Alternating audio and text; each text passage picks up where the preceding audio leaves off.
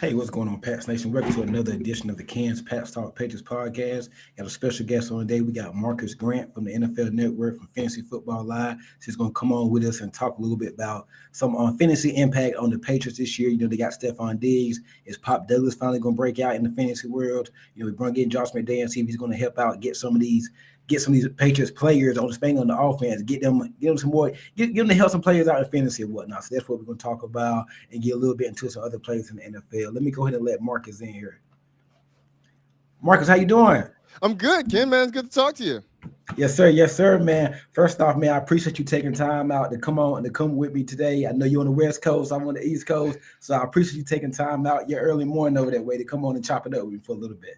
Yeah, absolutely. No, it's good to talk to you. Like I said, we were talking before the show. Training camp is right around the corner. In fact, it's open in some places. I know the Chargers, because they're playing in the Hall of Fame game. I think they're out practicing, but everybody else is getting going either like this weekend or early next week. So it's time to get ready. Real quick, what this time right here, but this time of the year right here, I know you don't really do a lot. Like I know during the season you be busy, but in the off season, how does that go in the fantasy world and whatnot?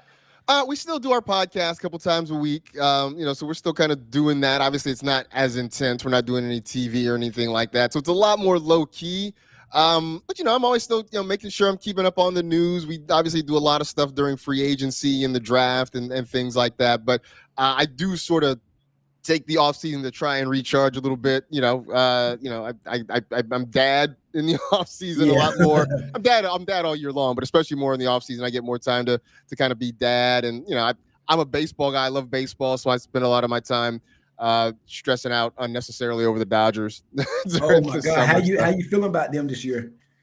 I'm still confident, right? I mean, they kind of limped into the All-Star break, but second best record in baseball, and importantly, they're starting to get guys healthy. They're getting their pitching staff healthy. Hopefully the break means their offense can get a little bit healthy, but I expect that they are going to be right there again in the end. Sounds good. I'm not really into baseball. I'm more of a basketball guy and football. I'm a Thunder. I like the Thunder and I like the Spurs and NBA. And I like a lot of plays in the NBA. But, in the NFL, I'm a Patriots fan. Got a little love for the Cowboys, too, because some of my family, they crazy of the Cowboys. So, man, I'm a Pats guy, man. So, like I said, man, good to have you on. Hey, everybody, it's Marcus Grant. Hit the like button. Make sure you're sharing the content, and make sure you are subscribed to the Cans Pats Talk YouTube. Also, this podcast is powered by the Sports Line Media. Man, I really appreciate it. Let's talk about some of these players, man. The fantasy football, whatnot. Travis Hunter, he's coming into the league. He's going to play corner, receiver. He's probably going to play. I think I said in the report they're going to start him at wide receiver. What is his fantasy projection this year on the Jaguars? People are really excited about Travis Hunter, and I get it, right? I mean, just talent-wise, he is the best corner. He was the best corner in the draft and was probably the best receiver in the draft as well, all in one package. I mean, look, I talk about the Dodgers, right? I mean, he is kind of doing the Shohei Ohtani thing, right? Like playing both ways all at the same time. I think originally we were sort of concerned about what, not knowing where he was going to get drafted or at first, what it was going to be like and what the team that drafted him was going to use him as. Was he going to play mostly defense? Was he going to play offense? Was it going to be 50-50? What was it going to be? As soon as the Jaguars drafted him, Liam Cohen immediately said, oh, no, we want to use him as a wide receiver. That, he'll play defense occasionally. We're definitely going to let him play that side of the ball, but primarily we want him to be a wide receiver. And at that point, the draft value for Travis Hunter went up immensely. I think right now people are talking about taking him probably in the 6th or 7th round. As more and more folks start drafting, though, that could go up because there's going to be a lot of hype around him. I'm excited about him. The one thing I really do wonder about, though, is how much they want to play him on defense and potentially how much that impacts what he can do offensively. I mean, I should talk about it in terms of basketball, right? I mean, you're a basketball guy. Like, if you're the OKC Thunder, you don't necessarily want Shea Gilgeous-Alexander guarding the other team's best offensive player, right? Like you need Shea's offense, so you don't need Shea trying to say chase Steph Curry around the court for 45 minutes, because that's going to wear him out and make it harder for him to score. And so I sort of wonder about that with Travis Hunter. If he's playing defense, do you just have your wide receiver just run deep? You just make Travis Hunter run wind sprints over and over and over again, and hopefully that eventually takes out his legs on the offensive side of the ball. So that's the one thing I'm sort of worried about with him. Yeah, because it'd be crazy covering Jamar Chase for the whole game, and then having to go back out there, and now you got to run. It's going to kind of tee off a little bit, because defense is going to know, okay, he just got done running with Jamar Chase and whatnot. Now on offense, it's going. I think it's going to be too much for him. I think it's going to be too much for him. He does have the talent he did in college. He's a smaller guy too. Now he ain't hit his peak yet, because he can get into that frame. He'll get bigger. But man, run those plays in college and the NFL, that's different, because you come to Jamar Chase for a couple possessions. Now you got to go out, because you forget you're still a wide receiver. Yeah. Now you got to go against one of the Bengals' top corners, or just or anybody. Like it can be crazy. Yeah, I mean, I think that's going to be part of it. I would think that, one, when he's playing defense, offensive teams are just going to make him run as much as possible. Mm-hmm. When he's playing offense, I would think that defenses are going to try to be physical with him, right? Yep. To try to get up in his chest, see if they can, either push him around, or if nothing else, just tire him out, right? I mean, even if they're not necessarily pushing him around, just tire him out and that sort of thing. So that's sort of something I'm going to keep an eye on. One thing I will say, and every year on my podcast, we get Emory Hunt on, who does a great job at scouting. I mean, Emory Hunt watches so many guys and scouts so many guys. Yeah. One thing he did bring up is it's a little bit different, because you don't run as many plays in the NFL as you run in college, first of all. So maybe he can rest up a little bit. And it's just there's small things that are going to be sort of different about it. So I'm keeping a key eye on it. I've drafted him in a couple of best ball leagues. I haven't gone overboard on it, but he's going to be maybe one of the more interesting players to watch this year. Are you on staying with the Jaguars? Cause I like that. I seen your video yesterday on NFL Network about Tank Bigsby, I believe, the running back. Mm-hmm. Are you on the Tank Bigsby train for this year? Because I liked him last year, and he torched my Patriots last year in London. Are you? I mean, I was like, dang, who is this guy? I think he came from Auburn, I believe. Mm-hmm. Was he? Yeah, Tank Bigsby. You got Travis Etienne and whatnot. There was some reports that he might get traded or cut or something like that. Are you on the Tank Bigsby train from a fantasy perspective this year? A little bit. I'm just sort of worried. Like, my fear is that they're going to get three guys involved, right? It's going to be Etienne for sure. He's going to get some work. I don't think they're going to trade him. I know that rumor was kind of floating around, and I think the Jaguars pretty much shot that down. So I don't think that happens. But he's going to be involved. Bigsby's going to be involved. I think the thing that prevented him from getting more work last year was just ball security. That he had some fumble problems at times last year, and so that kind of kept him from getting a bigger role in Jacksonville. The other guy that I actually kind of like is the rookie they drafted, Bashal Tutin, the fourth round pick out of Virginia Tech. He's a speed guy, although he's another guy who sort of had fumble issues in college, so that kind of worries me a little bit, but they like his potential. They like the fact that he's a big speed guy, can sort of break a run at any time. My worst fear is that all three of these guys are going to get some work. Like, in fantasy, we've learned how to figure out how to navigate a two-man backfield, right? If there's only two guys, we can sort of figure out, okay, this guy, plays first and second down, or whether this guy plays third downs, this guy gets goal line work. We can do that. If it's a three-man backfield, it gets a little bit harder to figure out, and I'm worried that that's what's going to end up happening in Jacksonville this year. Staying with the rookies, moved on to the Carolina Panthers. Ted McMillan. I was a big Ted McMillan fan, wanted him to come to the Patriots. I still think we need an edge receiver, but we can get to the Patriots a little bit later. Ted McMillan, what did you feel? How you feel about his fantasy outlook on the Panthers and the effect it have on like a Bryce Young or like a Xavier Legette as well? Yeah, I'm excited about it, right? Because they needed wide receiver help. I mean, the fact that they were relying so heavily on Adam Thielen last year was a problem. And look, Thielen, I think, played well, all things considered, but his best days are very much behind him at this point. I mean, he's going to be 35 in about a month or so. You can't lean on him to be your number one receiver the way that the Vikings did, a few years ago when he was in Minnesota. So getting McMillan gives Bryce Young another target that he can sort of work with. I do like Xavier Legette. I think he's set to continue to develop and take a step forward this year. But Probably a good number 2. yeah, I think he's a good number 2. I think McMillan could potentially be the number 1. And I like that they're just continuing to get help for Bryce Young, right? Because the rookie year, there's no way around it. His rookie year was bad, right? He struggled a lot that first year. And then we saw last year, though, him start to really take a step forward and continue to progress as the year went on. It got better after they benched him. Yeah, it's funny. We had on our podcast, we actually had both Adam Thielen and Xavier Legette on at different times, and we asked them both about Bryce Young, and they didn't say it out loud, but just sort of listening to how they were talking, you got the feeling that I think everybody was kind of frustrated that they benched Bryce when they did. That I think the players on offense saw something in him, and they saw the development for him. And I think a lot of guys were frustrated, and so they were happy for him when he came back and how well he played. Because I think a lot of the receivers, I think they believed in him the whole time, and I think they were just kind of frustrated. So you get him a guy like Ted McMillan. I think that helps Bryce Young. I think McMillan's a guy that if I'm drafting him in fantasy, I mean, just got to keep it real. He's probably a 3rd or 4th wide receiver. He's not a guy I'm going to count on every single week, but I do think he's going to get a lot of targets, and volume is going to be key for him in that offense. Ashton Jeanty on the Raiders, do you think he can have a big impact this year? And like with Brock Bowers, he had a big time year last year. Normally it takes tight ends a couple of years to get going in the NFL. Brock Bowers came on and he hit the ground running. Do you think Ashton Jeanty can have a big year 1? I hope not week 1 because he plays the Patriots there in New England. I hope not week 1, but I don't care what he do after then. But Ashton Jeanty, how you feel that he will affect Brock Bowers? They got Jacoby Myers too. Yeah, they don't really have a lot of options on the offense. Jeanty, Bowers, Myers, and then Jeanty's working. I mean, not Jeanty, but Geno Smith is working with a whole new cast of players. Not gonna have the same cast that he had with the Seahawks with DK and Jack Smith and Tyler Lockett.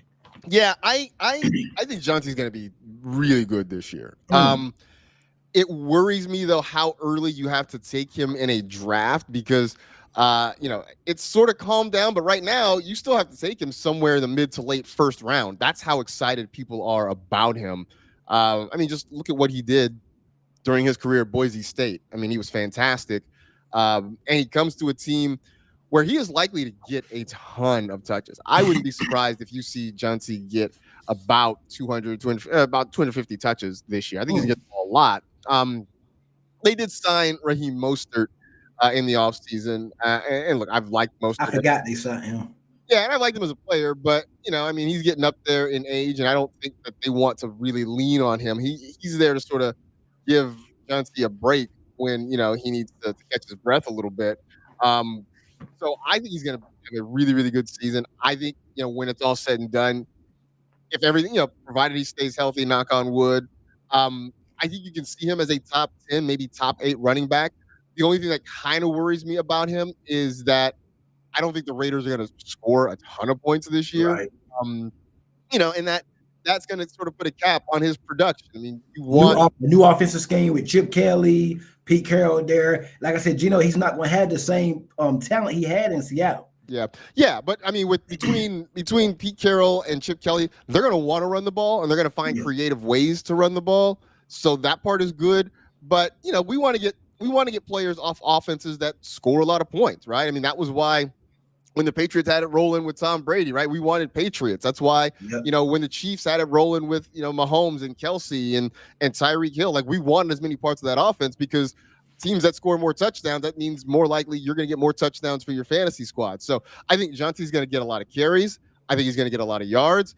I just wonder how many touchdowns he's going to score, especially if the Raiders are playing from behind. If their defense doesn't improve and they're playing from behind, that means they're throwing the ball a lot in the second half, trying to play catch up, and that's going to impact their running back. One of the biggest moves of the offseason that I feel went under the radar, and I can't believe a lot of people not talking about it, the Dallas Cowboys trading for George Pickens. With George Pickens coming on to Dallas, CD Lamb's been a real good in fantasy last few years. I think it'll be a big effect because George Pickens trying to get a contract. Dak Prescott trying to rebound from a contract year. They got the reshuffled offensive line. Shotty going to be there calling plays.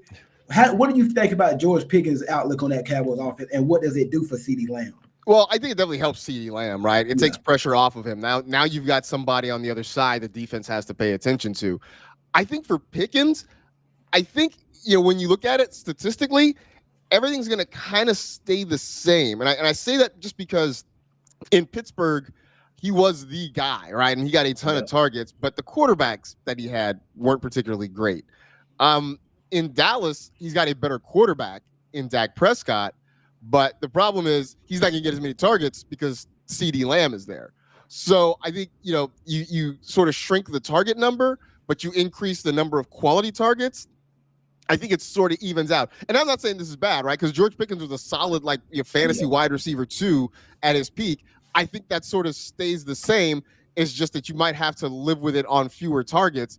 The other part of it is, George can be a little bit nutty sometimes. Hothead.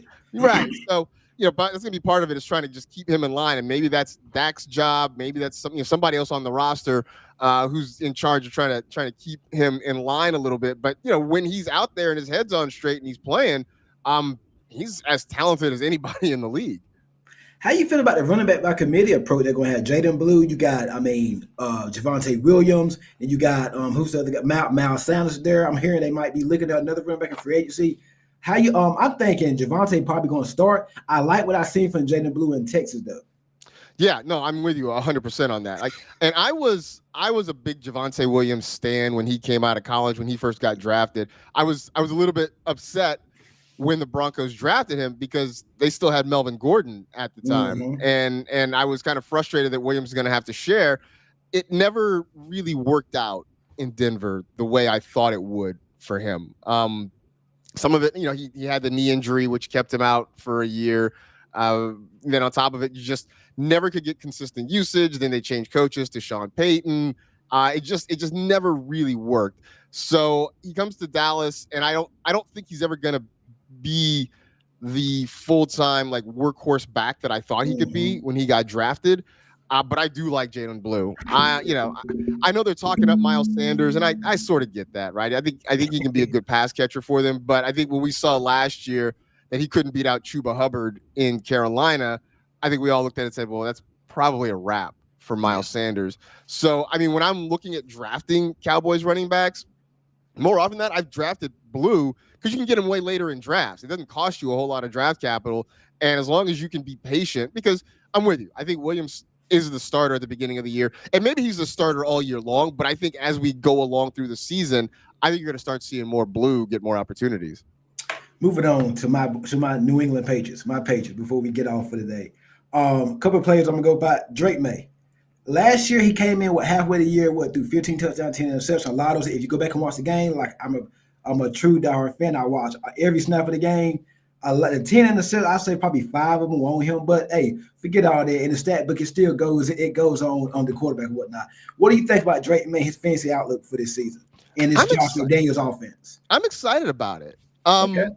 I said with Drake May, my thing with Drake May is that his rookie season was one of those where it's like you sort of had to be there for it, right? Because if you just look at the numbers, there's nothing about it that blows you away. 2,200 yards, 15 touchdowns, 10 interceptions.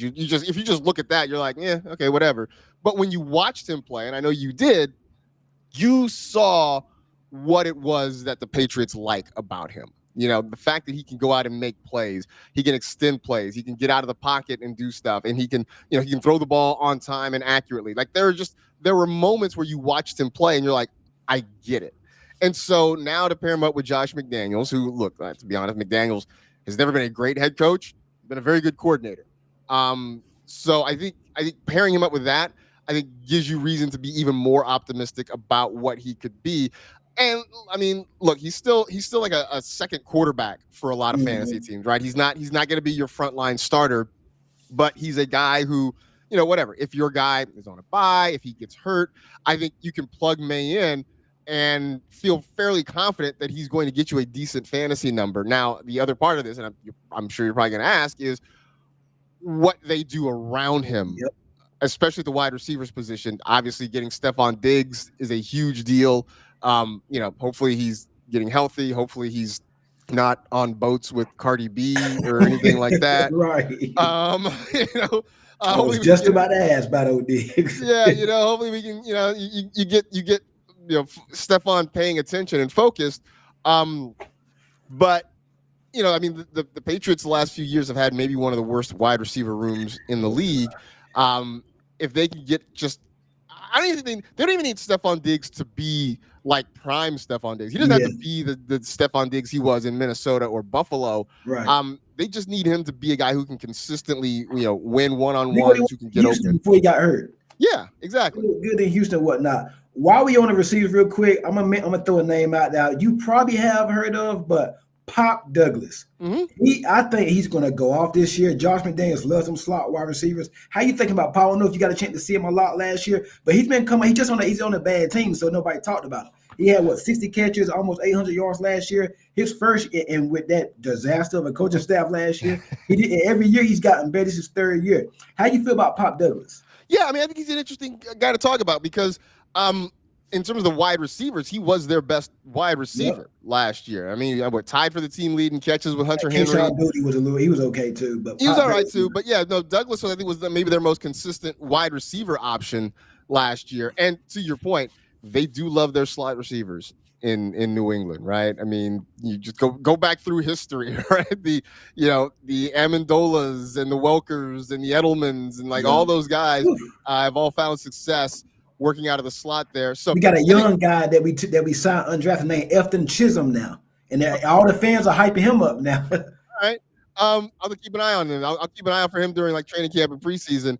But I think with Douglas, you have to sort of understand like the ceiling isn't particularly high, but I think he gives you a safe week to week floor, right? Like you know he's gonna get his targets, he's gonna get his catches. So he's one of those guys that you take. So this is where you get into kind of like roster construction with fantasy, right? Where like if you are taking swings on some guys that you like but aren't sure about, then you back them up with some guys that maybe aren't flashy but are steady. Right. Like we talked about Travis Hunter. Well, you like Travis Hunter, but you don't really know what his ceiling is because you don't know how he's going to do. So if you draft Travis Hunter, maybe a few rounds later you go get Pop Douglas because you know he's just going to give you that steady production. It's not going to be, you're not going to get those crazy 30-point fantasy games out of Douglas. Right. But if he can give you a steady 12 to 15 every week, you're going to be okay with that. And so I think that's the positive out of drafting a guy like that. And I think he's a guy, look, depending on what Stephon Diggs is, I think he's a nice secondary option to Diggs. I think he can kind of keep them afloat until Kyle Williams comes along. I was just about to ask you about Kyle Williams. Yep. I do like Kyle Williams. He's a guy I've taken in best ball drafts where I will pair him up, kind of later in drafts. I'll take a shot. I'll draft Drake May, and then maybe 3-4 rounds later, I'll come back and I'll get Kyle Williams and kind of pair him up. I think we finally hit on the wire. I think we finally got one. I think we do. And that has been it's amazing that for 20 plus years, Bill Belichick was so great at scouting and recruiting so many other positions, except wide receiver. Whew. That was the one blind spot during the Bill Belichick eras that they just could not develop. Horrible. Look, they trade for Wes Welker or whatever. They go get Julian Edelman. They sign Randy Moss. Like these guys came from other places. They just could not develop their own wide receivers during that period. The defense, from a fantasy perspective, moving on to some defense here. Kenyon White thinks gonna have a big year. We gated big money. We got a lot of money. Milton Williams, Christian Barmore come back from the health scare. We signed Harold Landry, Chris Gonzalez. Ray was a defensive guy. We got Terrell Williams. How you feel about this? We signed Robert Spillane. How you feel about this defense? And also Carlton Davis gave him a big money. I think this defense is gonna be top 10. Oh, I think it will be too. No, I think they're going to be a very good defensive team, which, it's like we sort of look at it as, okay, which defenses are we trying to avoid when and where we can? And certainly, we've already come to the conclusion of like, hey, man, if your dude is going to be lined up on Christian Gonzalez, be prepared for him to have a bad day. And so I think that's kind of where we are with the Patriots defense. If they can get after the quarterback, there are two things in fantasy that you want from a defense. You want them to be able to get sacks and force turnovers. Okay. And if they can get after the quarterback, those guys up front, you mentioned, they bring in a Harold Landry. At the corners, they get Davis and Gonzalez. Those are guys who can go and go get the football. Yeah. It's a defense I think it's a defense that I think a lot of people you're not gonna, you're not gonna see them drafted like right away. But I think people who end up with them are going to be pretty happy on a week to week basis with how this group works. And like I said, on the other side, if you've got sort of a mid-level wide receiver that you're not feeling great about, and you see that he's running up on Davis or Gonzalez, you might be looking for another option to start that week. Appreciate that, Marcus. Appreciate that. Fantasy football. Give me like how can I word it? Okay, a surprise player this year in fantasy football that nobody that's going on the radar, and somebody that's probably going to upset some people this year. I'm gonna go with the upset player first, because this has been my sort of hot take for the offseason. Okay. Is that I think people are going to be disappointed with where they draft Saquon Barkley.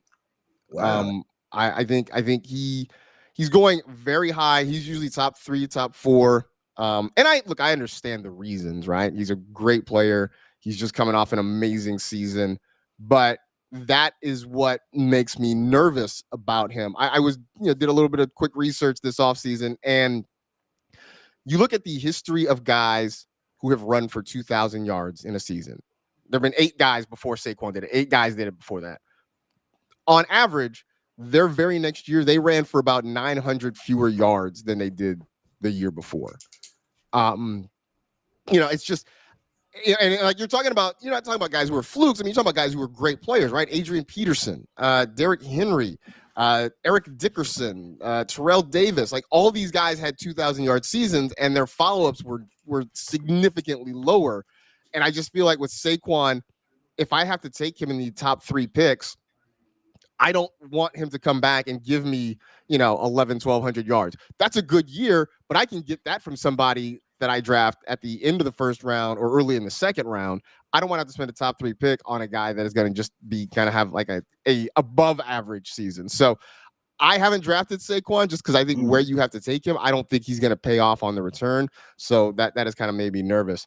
A guy that I love this year that I've been trying to draft in a lot of places has been Jameson Williams with the Detroit Lions. I like Jameson. Explosive player. I think we saw a lot of it, especially toward the middle to end of last year. About what do you think the new OC they got there is going to affect anything with them having? I mean, maybe a little bit. Yeah, it's not Ben Johnson, but I think they understand. They're going to understand how to get the ball to their playmakers. Okay.